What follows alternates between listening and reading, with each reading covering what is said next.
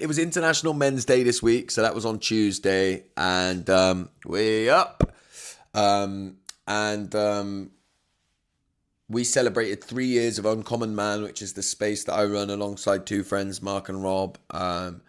We celebrated 3 years of that because we started it on Men's Day 3 years ago, and we did that with a day event, and it was amazing because I was able to bring my son, who is nearly 14, came along, and he didn't partake in all of the exercises, but I let him do some filming, and like he's sort of like leaning into that kind of stuff. He's very interested in the work that I'm doing now, which is really cool.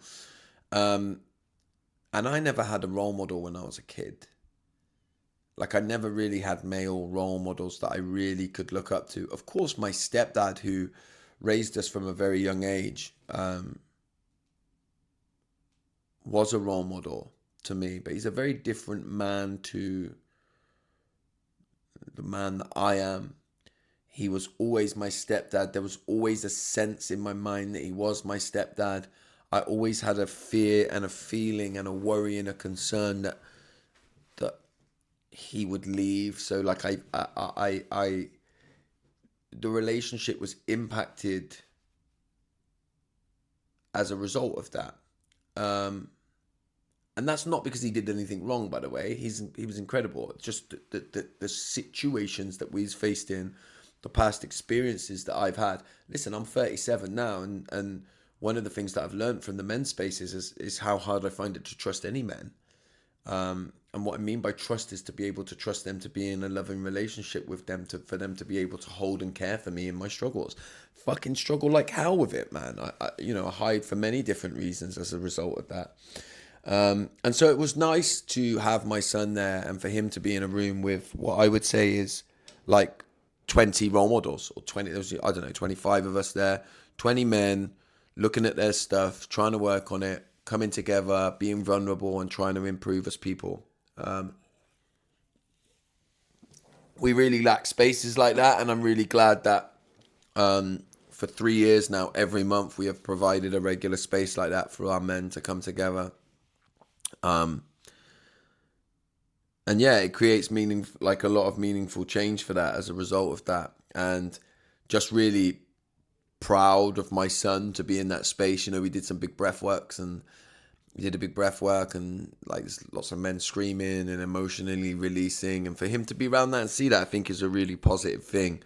And I think we lack role models. I think we lack role models in general for our young people. But with, focusing on men at the moment, I think we lack role models. You look at the rise of people like Andrew Tate, and I see a lot of like people talking about him online, but I do sometimes feel like there's a virtuous way that people do it. So I will see some, and I'm not digging them out here, I'm just reflecting. I'm not assassinating anybody here, but I sometimes get the sense that the men that talk about the hate for Andrew Tate online are sometimes doing it in a virtuous way to show I'm one of the good ones. Look, I hate Andrew Tate. And I think the way that you tackle somebody like Andrew Tate is you create positive role models. But positive role models have to see the truth of young boys' experiences. I've been having lots of conversations this week with a lot of like my corporate clients that I work with. I've done a couple of like sessions where I've created some discussions for men and boys. And men, my experience, still really struggle with feeling like they should be the breadwinner and they should be the provider and all of that kind of stuff. And there's like this virtuous change that's happening over here, and then there's this reality.